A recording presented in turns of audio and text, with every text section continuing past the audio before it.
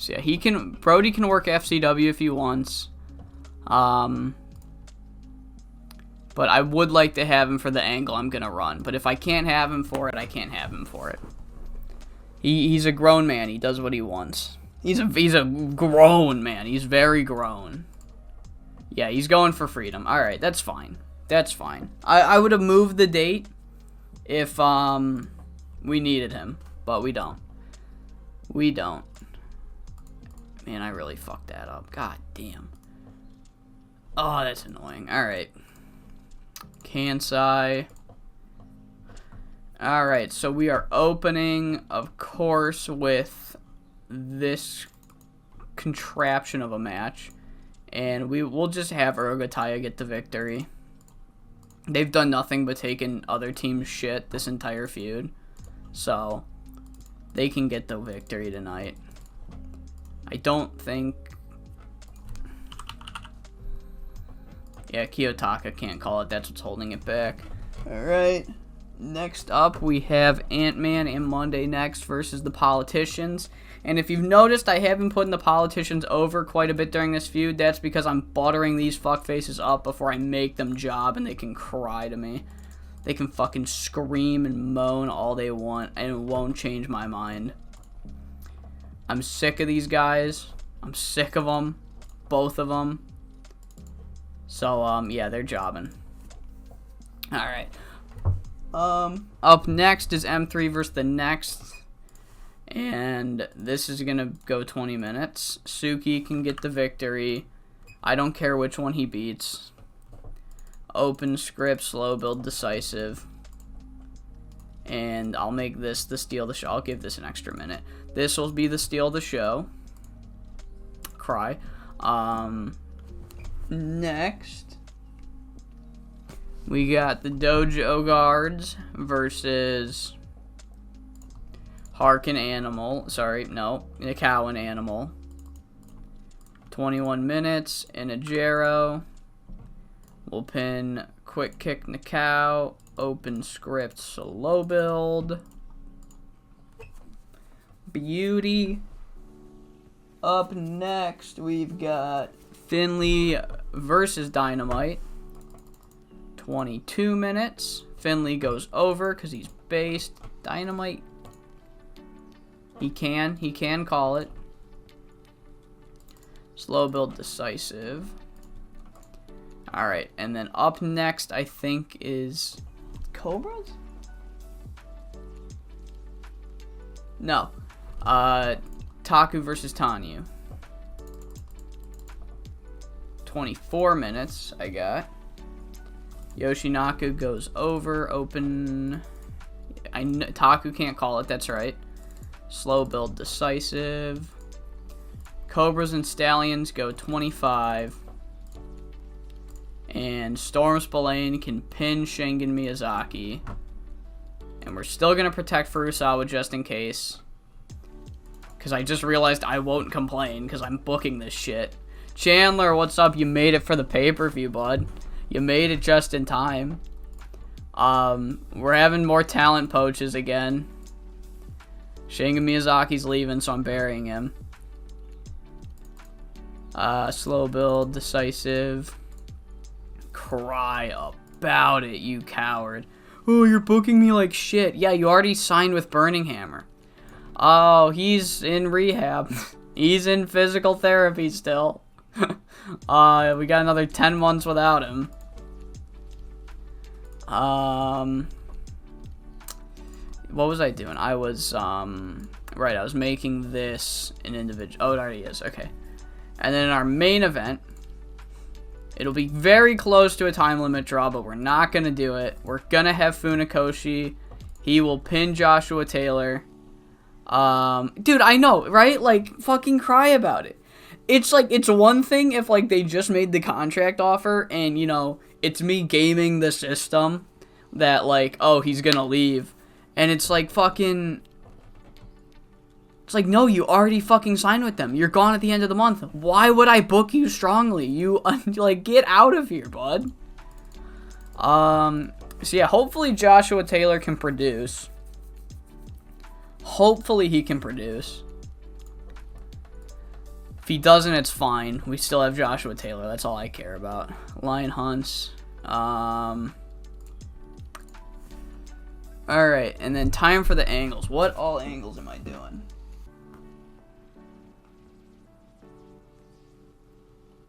Alright, cool. Okay, first angle we have is, the Dojo help Dynamite up once again. Another defeat. Inajiro and Noritoshi have to help Dynamite to his feet once more.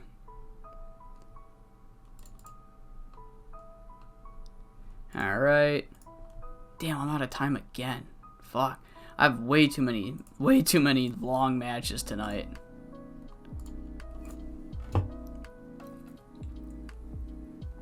Alright. Still got, I didn't change it, so yeah, wrestling is a sport. You asked that, I just realized I never actually looked at what I was booking, just what I had to do. Do I need, oh, let me turn on stables then, shit, whoops. Alright, cool. So yeah, there, it's gonna go there. Then we're gonna have Taku and Tanyu. Let's go. What should I call this? I think you guys all know what's gonna happen, so why bother? Taku's big moment. Tanyu. And of course we need these guys.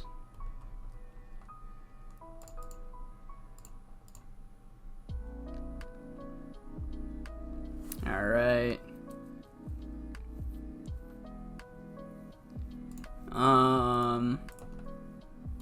Respectful wrestling would be the best fit for you. I don't think Maeda will let me change it, but I'm not too torn up about it, mainly because it's fine. I'm able to do everything that I want to do in the save with the product I have, so I'll look at it after the pay-per-view. I'll see if I want to try to change it. But if he doesn't let me, I'm not going to lose sleep over it. So the big question is now, we're not going to have Shingen for the next pay-per-view, and I can't put him in the Sole Survivor. So, do we just have Furusawa turn on him? Because, like, fucking why not? I mean, I'll just not use him, or I'll just job him on tour shows. Fuck it, you know what? Yeah.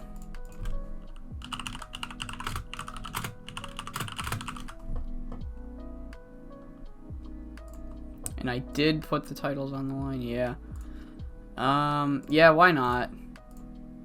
And you know what? It'll even though we don't have all the stables solidified, because I want to wait until after I have all the stables solidified to really do the fun, stable gimmicks. But this'll set the precedent, like, oh shit, this stuff can happen in BCG now. Yeah, I might want to, do I want to do another angle? Anywhere else on the show? Not really. That's all we need. That is all we need. And I'll knock that one down just so I can get a nice even 200 for literally no other reason than that it looks better. So yeah, I got the notepad ready. I think it's pay-per-view time. So let's get into it. We open the show. We open the pay-per-view with our 2v2v2 where Showtime's Masashi Urogataya and Washi Tanaka do pull out the victory.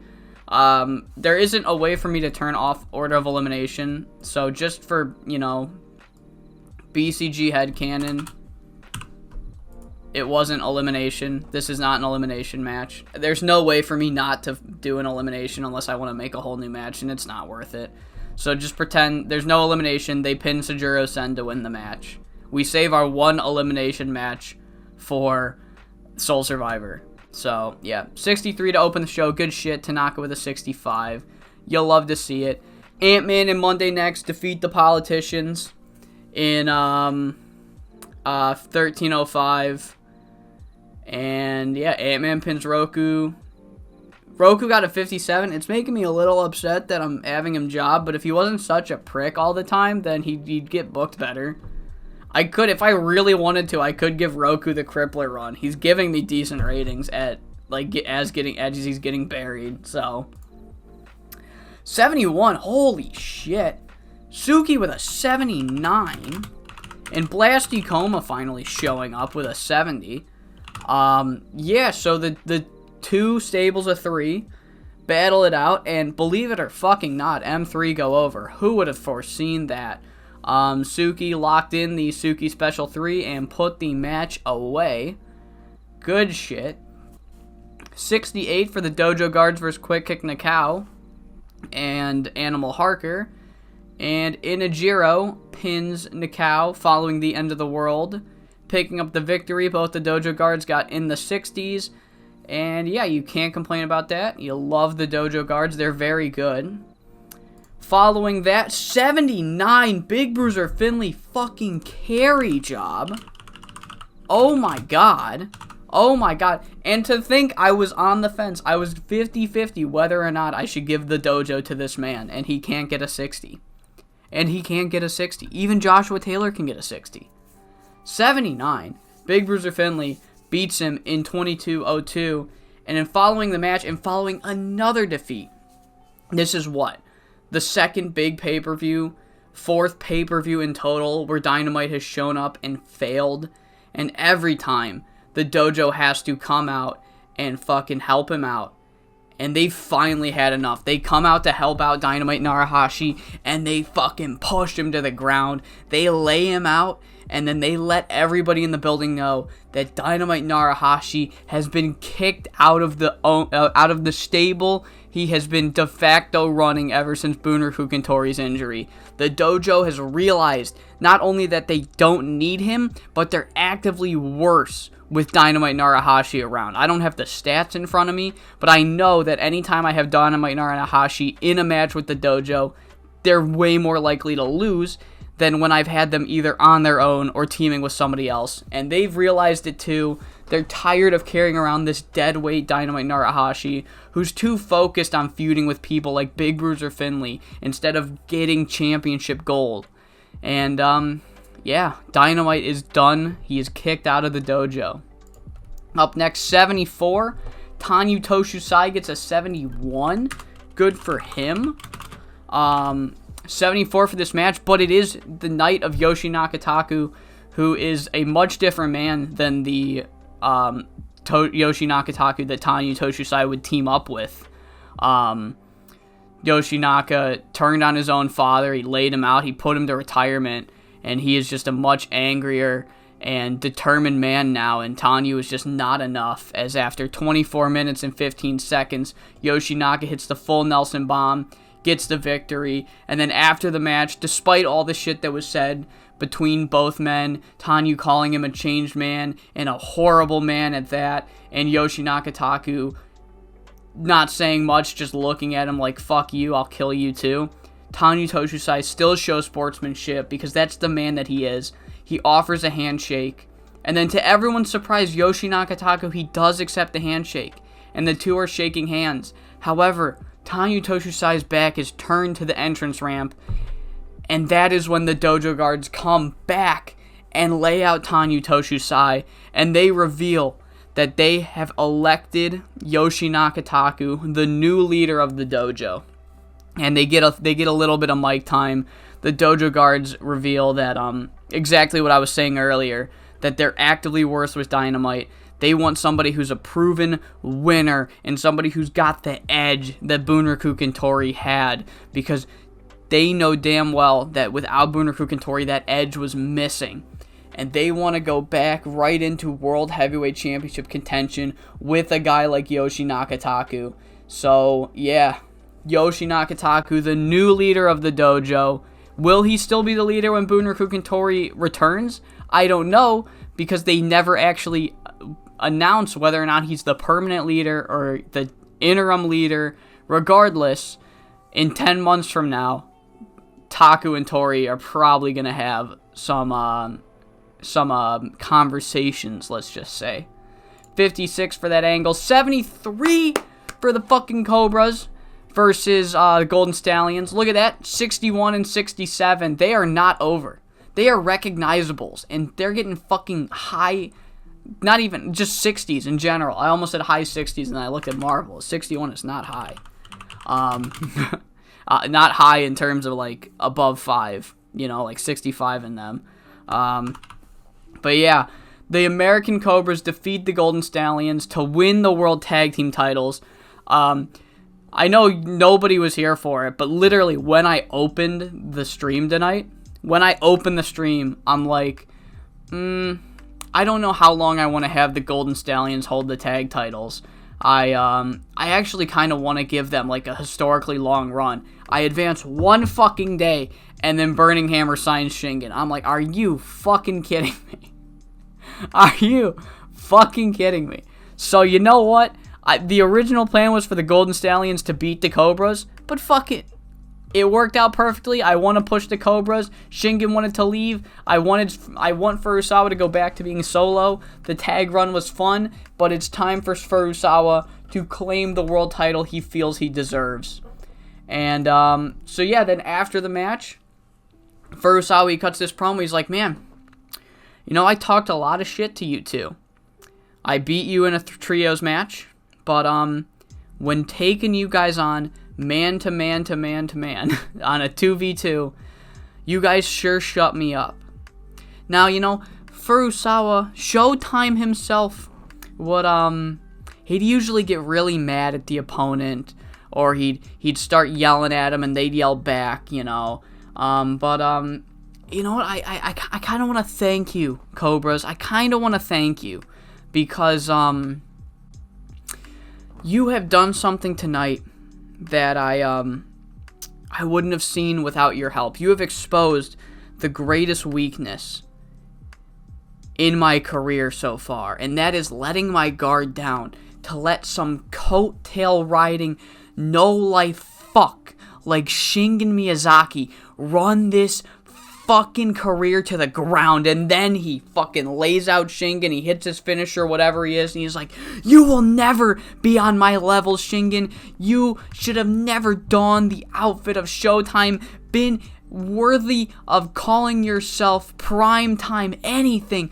Fucking get out of my sight, you're done. And then he storms out and he kicks Shingen out of the stable and most likely the company. I might have him lose on a tour show or something. But as of right now, this might be the last time we ever see Shingen, and it's with Furusawa putting him in his fucking place. 70 rated angle, and then in our main event, 3-way, Joshua Taylor versus Razan Okamoto versus Funakoshi, Black Canvas Grappling World Title, and 76, not quite what I was hoping for. Taylor gets a 63, which was slightly better than what he got last time. So, I'm going to give, like I said, I'm going to give JT a couple months. Maybe he just needs to find his groove. Maybe that's a mechanic in the game I don't know about. Or maybe, I don't know. But 63s aren't horrible. 63s aren't horrible. But, I'm expecting a little better from a guy I'm paying $860 fucking a show. So, regardless, he doesn't win the world title. As Funakoshi retains, he makes defense number 7 in 28 minutes and 30 seconds. And he has performance of the night in the match. And yes, 76 to end the show. Pay-per-view gets a 75. Like I said, Funakoshi, performance of the night. Razan Okamoto with a close second. And then I would have gotten the next up, but I can't give myself a speech. So Big Bruiser Findlay, you got the third best performance of the night, not named Showtime Mabuchi Furusawa. Yeah. Walter Morgan looking like a blockheaded fuck. Be so damn petty, have Shingen lose to Young Lion. I love that idea. However, I had a Young Lion accidentally win a match once, and there's actually a penalty that says it says something like the fans were completely turned off by seeing a young lion win a match, and it tanked the entire rating. It might have been in this save. It might have been like early in the save if I can find it. I think it was like I think it was Doi that won. He won 2 matches. Where would it be?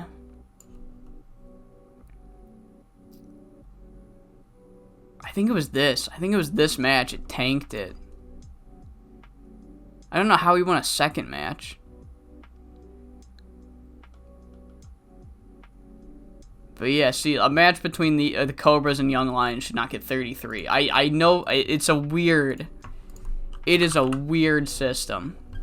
Even just having them win tanks a rating to that's not worth it. $300,000. I can't wait for my, you know, fuck 64 miscellaneous tax to eat all my profits away.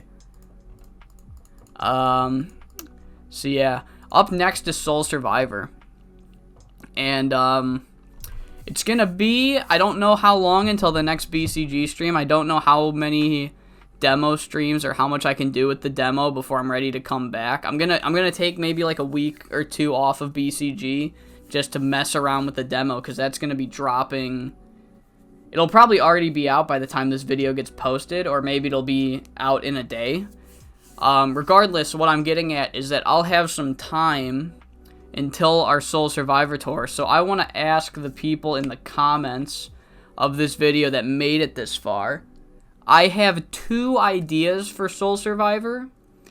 I either want to make it a single elimination tournament, but the finals is the Soul Survivor of the 4v4, because for those of you that aren't too familiar with Japan, the Soul Survivor Grand Prix, or no, it's not a Grand Prix, it's literally just a 4-way elimination match, and I don't think it even has like a tournament build-up, but I always book it with a tournament build-up. So I want to know, would you guys prefer if I had like a big single elimination tournament and the final match is the 4-way?